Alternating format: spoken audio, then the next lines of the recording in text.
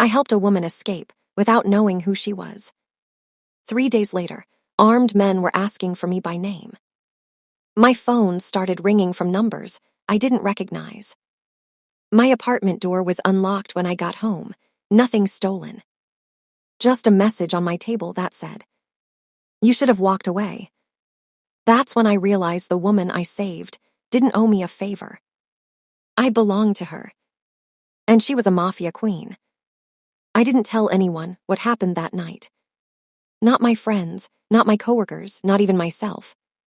In a city like Marseille, you learn quickly that some moments aren't meant to be explained, only survived. I told myself it was a coincidence, bad luck, a misunderstanding that would fade if I kept my head down and my mouth shut. But coincidences don't leave messages in your home. They don't rearrange your life without asking. And they don't make powerful people notice a man who has spent his entire life being ignored. I was 32 years old, invisible by design, careful by habit. I didn't chase trouble, and trouble had never chased me, until the night I crossed paths with a woman who moved like rules didn't apply to her. The truth is, I could have walked away at any point. I just didn't understand, yet that every step after that alley was already being watched. Before this goes any further, ask yourself one thing. If helping a stranger meant losing control of your life, would you still do it? Stay with me, because that question is going to matter. I told myself it was over the moment she disappeared into the night. That was the lie I needed to keep breathing normally. Marseille has a way of swallowing moments like that. Half-lit streets, salt in the air, too many people minding their own business to survive. By the time I reached my apartment, I'd convinced myself I'd imagined the weight in her voice, the certainty. Strangers didn't speak like that unless they were used to being obeyed. The next morning, everything looked the same. Same cracked mirror, same cheap coffee, same narrow view of the street below where nothing ever happened to me. That normalcy almost worked. Almost. By afternoon, small things started to feel adjusted. The parking ticket I knew I'd earned was gone. The landlord who'd been threatening eviction for weeks suddenly avoided my calls. When I stopped at the corner cafe, the owner waved off my payment without explanation, eyes flicking toward the door like he was expecting someone. I asked him why. He shook his head. Already handled. Handled by who? That night I checked my door twice before sleeping, then a third time, not because I heard anything, but because I didn't. The silence felt staged, like the pause before something stepped out of the dark. I kept replaying the alley in my head, her calm, the way she'd looked at me, not with gratitude but assessment, like I'd passed a test I didn't know I was taking. That's when it hit me. I hadn't helped her escape. I'd been noticed. And in a city like this, being noticed by the wrong person was far more dangerous than being chased. If she was gone, she left fingerprints behind. Not literal ones, nothing so careless, but impressions I couldn't scrub away. The city felt subtly rearranged, like furniture moved in the dark. Everything familiar, yet no longer where I remembered it. I started paying attention to patterns. A black sedan that appeared twice on my street in 1 week. A man standing outside my building too long, pretending to scroll through his phone while never once looking down at it. When I passed him, his gaze lifted, not curious, not hostile, measuring. I told myself I was being paranoid. That fear had a way of inventing narratives where none existed. But paranoia doesn't answer emails for you.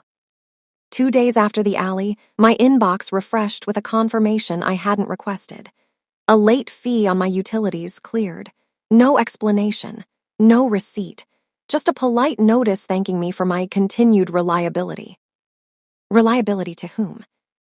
That night, I slept with the light on, not because I expected someone to break in, but because I was suddenly aware of how easily they could. I understood then that privacy wasn't something you lost all at once. It was taken in increments, so small you only noticed when it was gone. I avoided familiar routes, changed my routines. I stopped lingering anywhere long enough to be predictable. But the more I adjusted, the more it felt like I was reacting to something already in motion, like a chess game where my piece had been placed on the board without my consent. The strangest part wasn't the fear. It was the restraint. If someone wanted to hurt me, they could have. If they wanted to scare me, they would have done it loudly. Instead, everything was considerate, controlled, as if I were being observed, not threatened. That was when I realized something worse than danger had entered my life. Interest. The proof came folded inside my life, like it had always belonged there. I found it when I got home from work, sitting on my kitchen table, perfectly centered, untouched by the clutter I'd left that morning. No forced lock, no broken window. Whoever had been inside hadn't rushed. It was an envelope, heavy paper, no stamp, no name. My name was written on the front. I stood there longer than I care to admit, keys still in my hand, listening for a sound that never came. The apartment felt neutral, calm, like it was holding its breath. Inside was a single item, a phone, new, slim, expensive in a way that didn't advertise itself.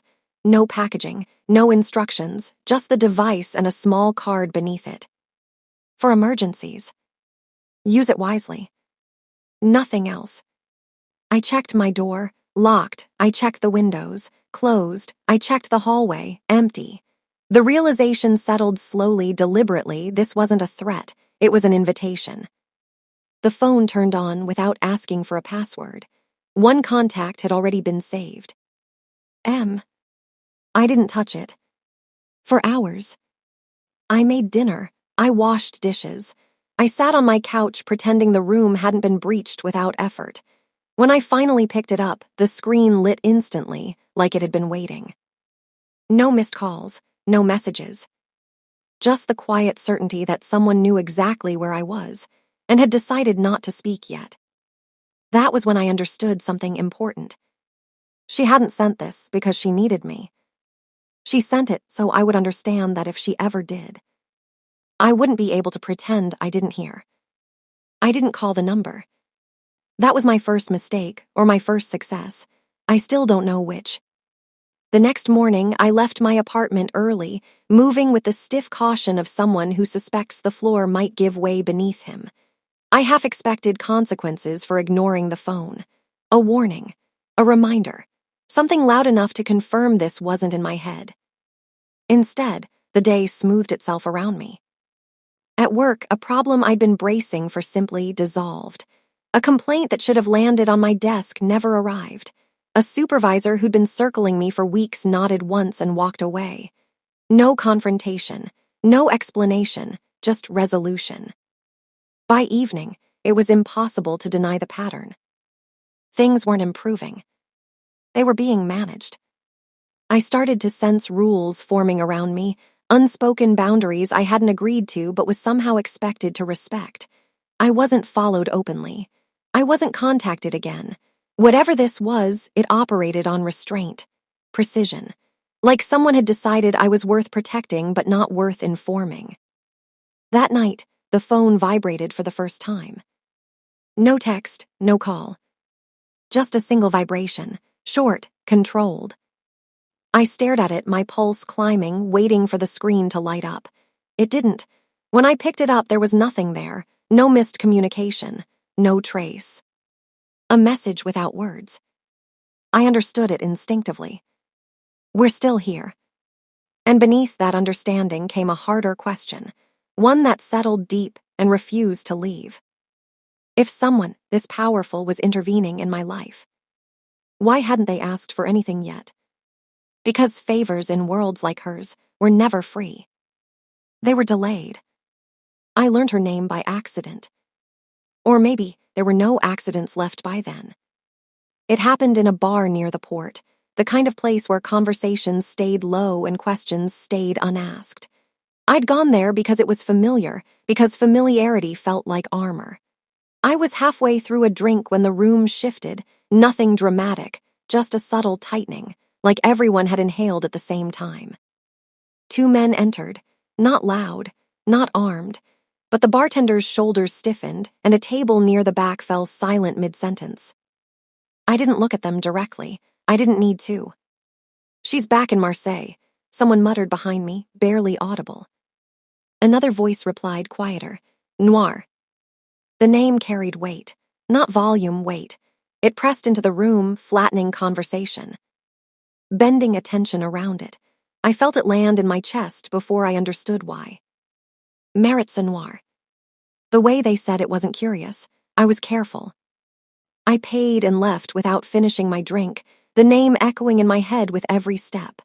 Outside, the air felt colder, sharper. I pulled the burner phone from my pocket and stared at the single initial on the screen. M. My pulse quickened, not with fear alone, but with something more unsettling, recognition.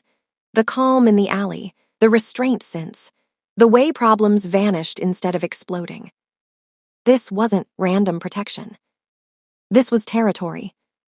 And somehow, without asking, without agreeing, I'd been placed inside hers. The question that followed wasn't who is she? That answer was already forming. The real question, the one that kept me awake that night, was this. What did someone like Maritza Noir see in a man like me? And how long before she decided I was a liability instead of an asset? She didn't summon me. That would have made things simpler. Instead, the message arrived without urgency, as if she already knew I'd read it the moment it appeared. Tomorrow. Asterisk 1900. Come alone. An address followed, overlooking the old port, far too discreet to be accidental. I spent the day arguing with myself. Every version of reason told me not to go. That curiosity was a trap dressed up as confidence. That men who crossed into her world didn't get exit strategies. But by evening, I was already on my way. The building was unmarked. No guards, no cameras I could see.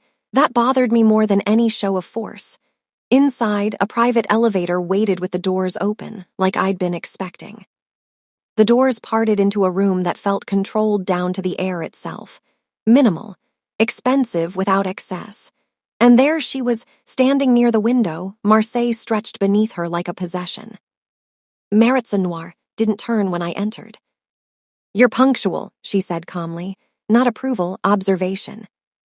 I stayed where I was. You left something in my apartment. She smiled slightly at that. No, I placed it.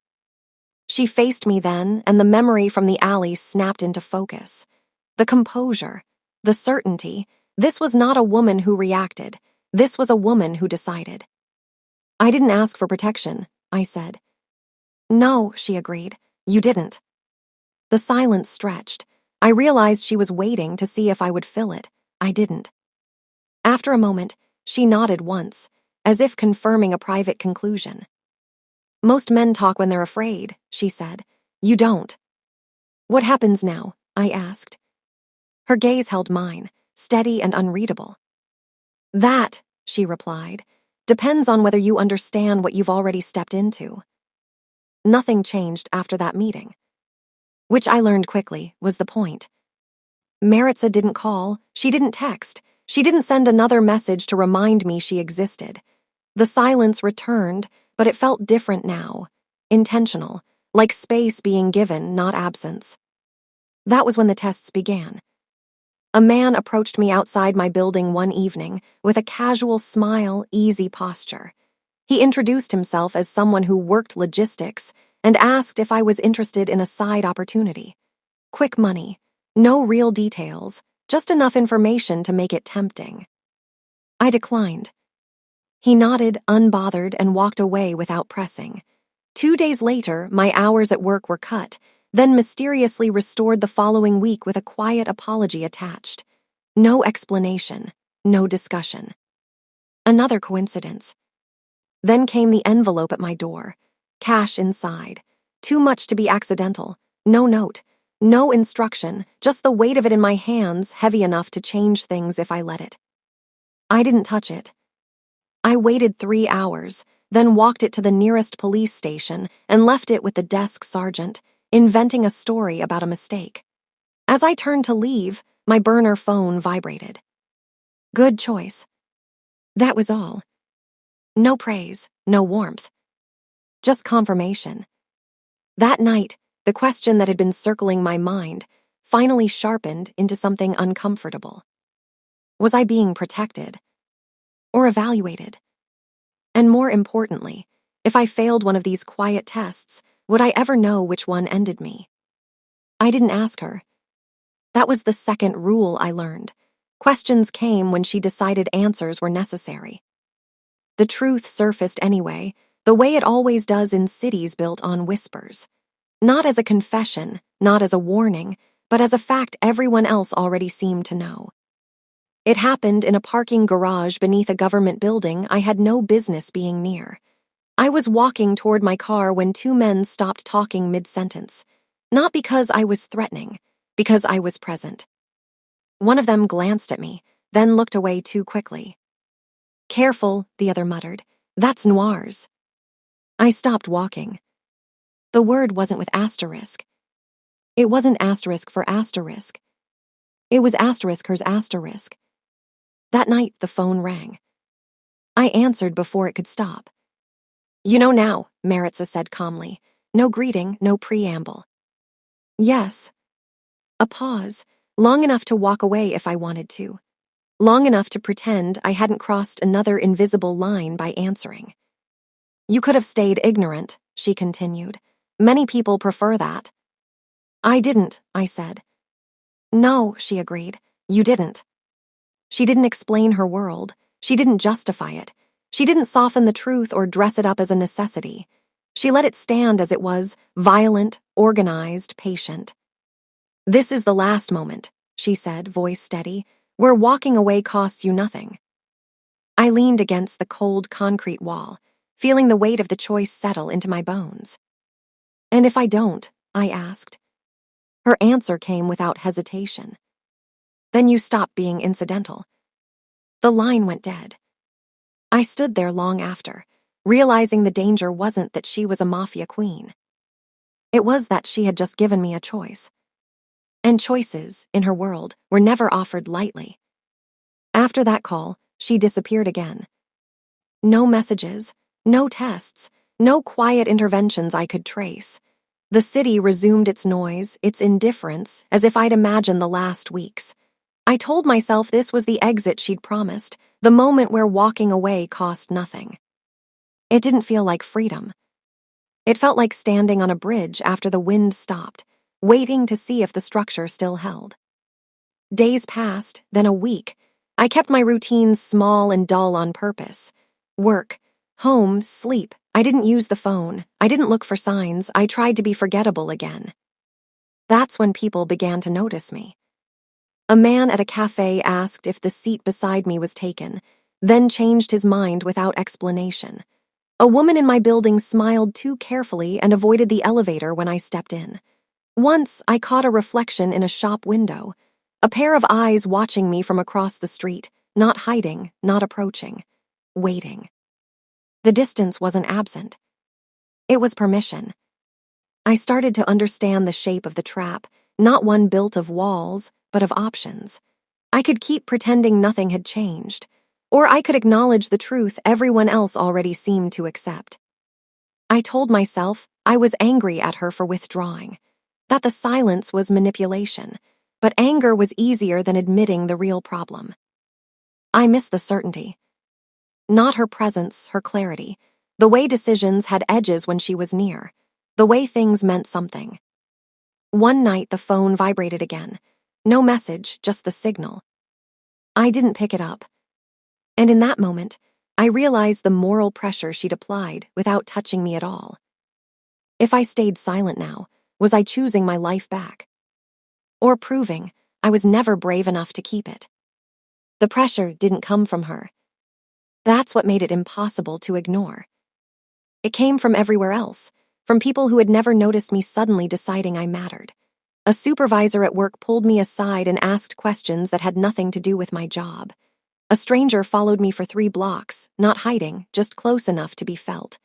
One evening, my car wouldn't start, and when it finally did, a single thought lodged itself in my mind. Someone had decided whether I arrived somewhere or didn't. I hadn't chosen her world. Her world had started choosing me. That night, a man I didn't recognize knocked on my door. Mid-40s, polite, clean, the kind of face you trusted by mistake. He asked me if I'd ever met Maritza Noir. I didn't answer. He smiled slightly, like he'd expected that. "You don't owe her anything," he said, voice calm. "And she won't protect you forever. Men like you get hurt in the space between decisions." "Men like me?" I asked. He leaned closer. "Men who hesitate." After he left, my hands were shaking, not from fear, but from clarity. This wasn't about loyalty or gratitude anymore. It was about survival and responsibility. If I stayed silent, others would decide my value for me. If I spoke, I chose a side. I picked up the burner phone for the first time since the call. It rang once before she answered. "I didn't call," she said. "I know," I replied, "but someone else did." There was a pause, short, sharp. "Tell me everything," Maritza said. And just like that, without realizing when it happened, I crossed from being watched to be involved. She didn't tell me to stay away.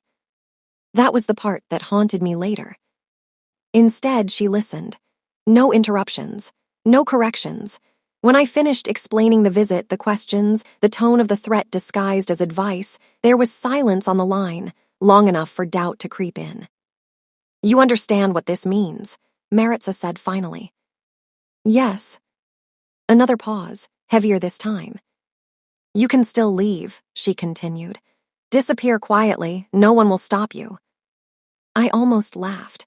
The idea of leaving now felt naive, like stepping off a battlefield because you'd decided you didn't believe in war. "They won't let me," I said. "Not anymore."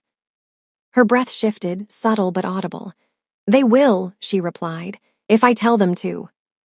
That was the moment. Not the alley. Not the gifts. Not the silence. This.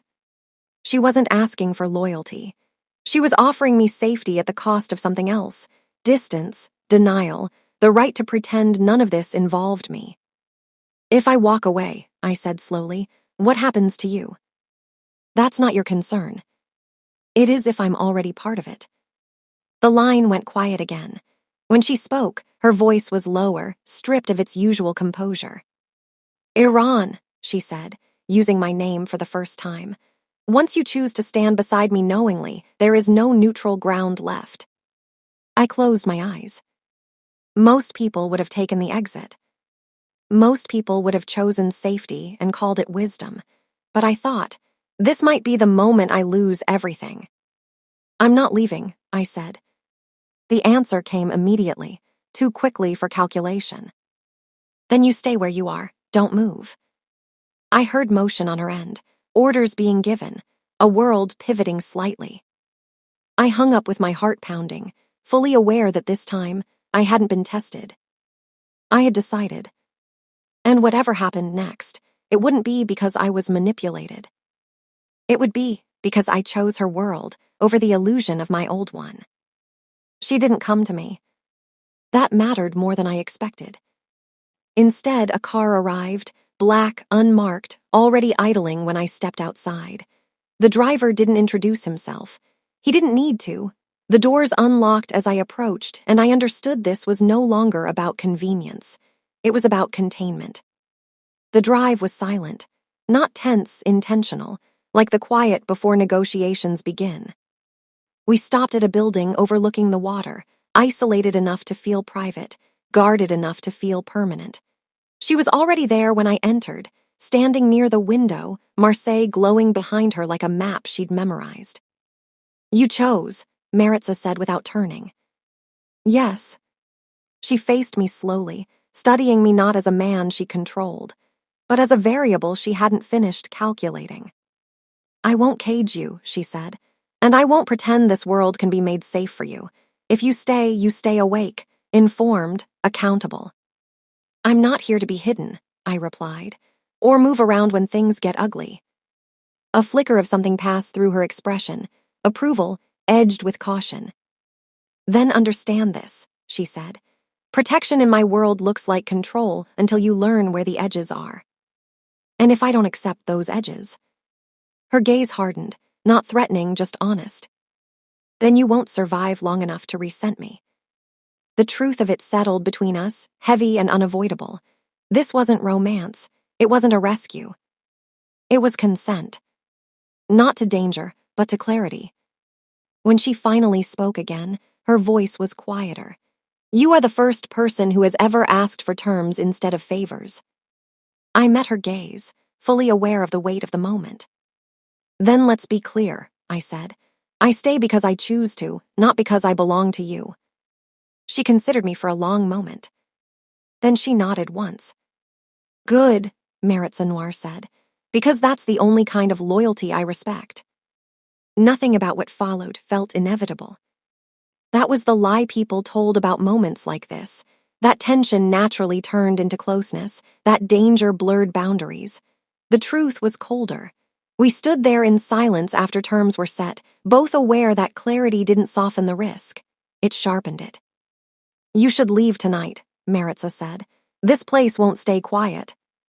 I didn't move, not out of defiance, out of awareness. Then neither will the city. For the first time, she smiled without calculation. It didn't last long. She poured 2 drinks, handed me one without ceremony. The glass trembled slightly in my hand. Not fear, adrenaline. The kind that comes when your body understands before your mind does. You're not safe because you're with me, she said quietly. You're safer because you're honest. I took a sip. Is that what this is? She stepped closer, close enough that I could feel the heat of her, the control held together by will alone. This is what happens when 2 people stop pretending they're unaffected. The kiss wasn't sudden. It wasn't desperate. It was measured, almost cautious, like crossing a line both of us knew couldn't be erased once touched. There was no illusion of permanence in it, no promises whispered, just acknowledgement. Outside, a car passed too slowly. Somewhere below, a door slammed. The city reminded us it was still watching. Maritza pulled back first. If you stay tonight, she said, you do it knowing tomorrow won't be easier. I know, I replied, and for the first time I meant it without hesitation. This wasn't an escape. It was an alignment.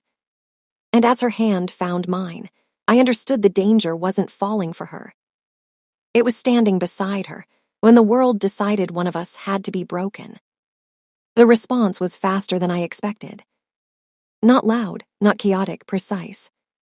By morning, Marseille felt tighter, like the city itself had narrowed its options. Traffic rerouted without warning. A restaurant near the port closed suddenly.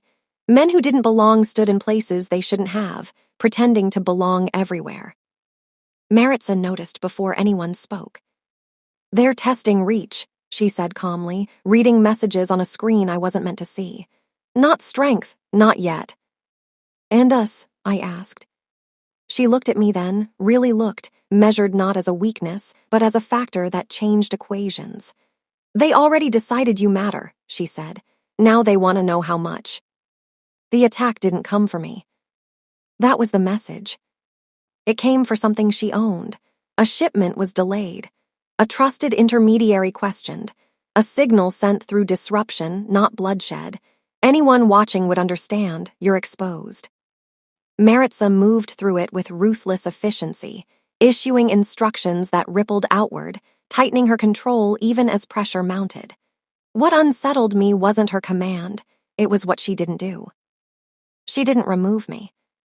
No hidden relocation, no sudden distance, no protective isolation. You're staying close, she said, as if reading my thoughts. If I move you now, they win. So I'm leveraged, I said quietly. She didn't deny it. So am I. That honesty cut deeper than reassurance ever could. By nightfall, the threat crystallized. Names surfaced. Old alliances shifted. The power structure she'd held steady was being tested not because she was weak, but because she'd chosen to care. Standing there beside her, watching a war prepare itself in silences and strategy, I realized the final illusion had shattered. This wasn't about whether I belonged in her world anymore. It was about whether she was willing to change how power worked, or whether power would force her to choose between control and partnership. The city didn't explode. That was the mistake everyone made when imagining how power shifted, that it arrived with noise, with violence loud enough to announce itself. What actually followed was quieter, more dangerous. Maritza gathered her people without ceremony. No raised voices, no dramatic declarations, just decisions made and executed with surgical calm. Watching her work, I understood something I'd missed before. Her strength wasn't dominance, it was discipline. When it was over, she turned to me. "This doesn't end tonight," she said. "It stabilizes for now." "And me?" I asked. She didn't answer immediately. That pause wasn't uncertain, it was respect. "You don't disappear," she said finally. "You don't become a secret, and you don't pretend this hasn't changed you." I exhaled slowly, "And I don't surrender my life to yours." Her eyes held mine, sharp but receptive. "Your work stays yours, your choices stay yours, but there will be precautions, movements I need to know. Silences I expect you to keep." I considered the cost, not just the danger, but the constant awareness, the loss of naivete, the weight of knowing exactly what stood behind every closed door. "I can live with rules," I said. "I won't live as an accessory." For the first time since I'd met her, Maritza smiled fully, not as a queen, but as a woman who just encountered resistance she didn't want to break. "Then we're clear," she said. "You stay because you choose to, and if you ever stop choosing, you tell me before my enemies do." That was the moment it became real. Not romance. Not protection. Partnership. I realized then that staying wasn't the dangerous choice. Staying without terms would have been. Nothing announced the change. There was no ceremony, no moment where the world paused to acknowledge that something fundamental had shifted. Life simply continued, except I was no longer moving through it unseen. People looked at me differently now, not with fear, with awareness. Doors opened because someone had already decided they should. Questions went unasked because answers were no longer assumed to be harmless. I hadn't gained power, but I had proximity to it, and that was enough to alter gravity. Maritza didn't soften. She adjusted. I saw it in the way information flowed both ways now. In this way, decisions included me not as permission, but as consideration. She still commanded, still calculated, but she no longer acted as if control required isolation. And I didn't pretend I was unchanged. I learned when to speak and when silence carried more weight. I learned that loyalty wasn't obedience, it was consistency under pressure. Most of all, I learned that staying required more courage than leaving ever would have. Months later, standing on a balcony overlooking the port, I understood the final truth this story had been circling all along. I hadn't been saved. I hadn't been trapped. I had been chosen, and then given the chance to choose back. That was the danger no one warned you about. Not violence, not enemies, but the moment you realize you are no longer invisible and can never afford to be again. I watched the city lights flicker below, aware that somewhere, someone was already watching us in return. And for the first time, I didn't look away. 6 months after the night I helped a stranger escape, Marseille stopped feeling hostile. Not safe, just understood. Maritza's world didn't soften, it clarified. Power shifted faster, threats surfaced sooner. She remained feared and untouchable, the difference was she no longer carried it alone. I wasn't a king beside a queen. I was an anchor. I kept my life clean, my work my name, and I learned that love in her world isn't safe, it's true. Some escapes don't take you away from danger. They take you straight into yourself. So here's the question I couldn't escape. At what point does protection stop being love and start becoming a cage? Would you have walked away the moment you learned who she really was, or stayed, knowing safety was never part of the deal? Choose carefully. And tell me why in the comments.